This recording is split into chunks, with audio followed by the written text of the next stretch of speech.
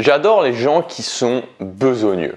Alors besogneux, c'est un terme qui veut dire littéralement, si on prend la définition de besogneux dans le dictionnaire, c'est un terme qui veut dire que quelqu'un travaille avec application, mais de façon peu efficace. Et je crois qu'aujourd'hui, de plus en plus, on dévalorise la valeur du travail.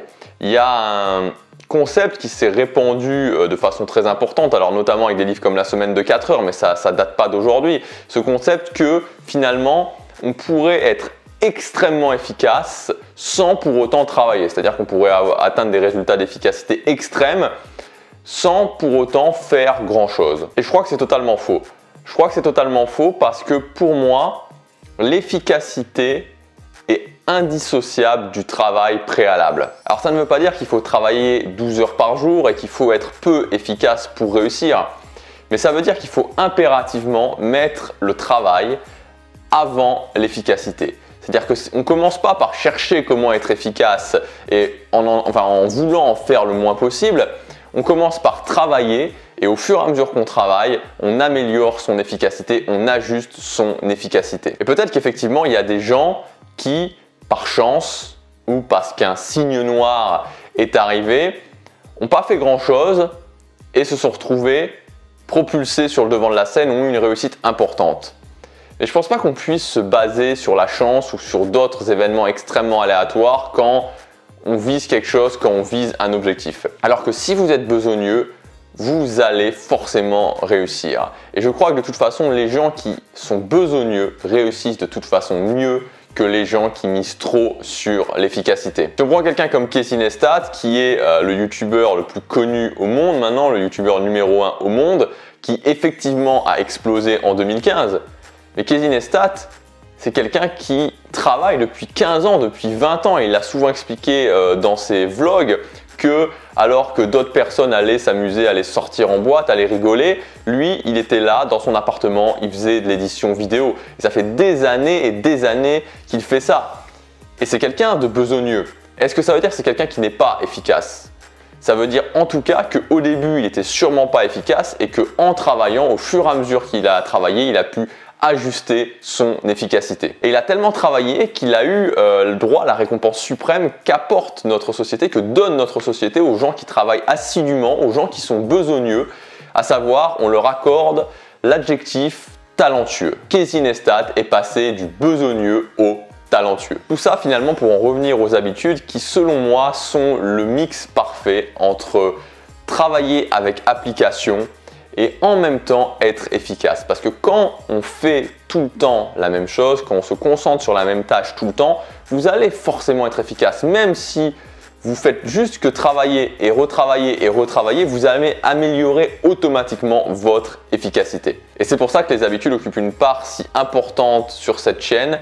C'est quelque chose que je fais au quotidien. Des fois, je me dis que ma vie est tellement rythmé par les habitudes que j'ai l'impression moi-même de devenir une habitude, de fusionner avec les habitudes. Je vous prépare dans les mois à venir pas mal de choses sur le sujet des habitudes, des choses qui seront vraiment totalement uniques, de mon expérience personnelle, des choses que j'ai mises au point et que vous trouverez vraiment nulle part ailleurs. Alors je vous encourage vivement à mettre en place des habitudes, c'est le premier socle, c'est la première pierre que vous pouvez poser, la première brique que vous pouvez poser dans votre palais de la réussite. À chaque fois que je fais une habitude au quotidien, à chaque fois que je réussis une habitude au quotidien, je me dis une brique de plus dans mon palais. Je construis mon palais et c'est une brique que je viens de poser. Je voudrais vous exposer très rapidement ma méthode en 4 points, ma méthode simple et efficace en 4 points pour mettre en place une habitude. La seule chose qu'il faut connaître au préalable, c'est que vous devez définir un objectif avant sur 90 jours. Vous devez avoir un objectif sur 90 jours qui est relié à votre habitude. C'est-à-dire que votre habitude, en la faisant, vous allez arriver à votre objectif à 90 jours. Si votre objectif est de perdre du poids, vous savez très bien que si vous ne mangez pas plus évidemment, mais si vous restez sur le rythme actuel et que vous courez 30 minutes tous les jours, vous allez perdre du poids. Si vous voulez générer de l'argent avec votre chaîne YouTube, vous savez très bien que si vous sortez une formation tous les mois pendant 3 mois, vous allez générer de l'argent avec votre chaîne YouTube, c'est automatique. La première chose pour mettre en place une habitude, c'est ce que j'appelle accrocher l'habitude. J'adore ce terme d'accrocher l'habitude, d'accrocher vraiment que l'habitude s'accroche à votre vie. Et le moyen le plus simple pour accrocher l'habitude à votre vie, C'est tout simplement de définir un moment précisément où vous allez faire l'habitude et que juste avant, il y ait quelque chose que vous fassiez déjà actuellement dans votre vie. Par exemple, après mon petit déjeuner, je fais cette habitude. Quand je rentre du travail, je fais cette habitude. Quand je prends mon petit déjeuner, juste après le petit déjeuner, je vais faire 15 minutes de rameur. Une fois que je rentre du travail, je vais pendant 1 heure à la salle de sport. C'est vraiment très important et c'est le meilleur moyen d'accrocher l'habitude. La deuxième étape, c'est tout simplement de faire l'habitude. Pour faire l'habitude, essayez vraiment de vous aider, essayez de vous faciliter les choses. Il y a beaucoup de choses sur lesquelles on pourrait parler à ce niveau-là, mais l'une des choses principales, c'est de travailler votre environnement. Si vous savez qu'après votre petit déjeuner, vous devez aller faire 30 minutes de rameur ou 15 minutes de rameur, juste à côté de votre table de petit déjeuner, mettez vos vêtements de sport et mettez vos baskets de sport parce que évidemment, ça va vous inciter juste après le petit déjeuner à vous changer et à aller faire directement votre rameur. La troisième étape, ça va être ce que j'appelle contrôler l'habitude. Juste après avoir fait votre habitude, vous devez contrôler l'habitude. C'est-à-dire que vous devez avoir des choses, des statistiques, presque ça doit quasiment être mathématique, qui vont vous permettre de voir que vous progressez dans votre habitude.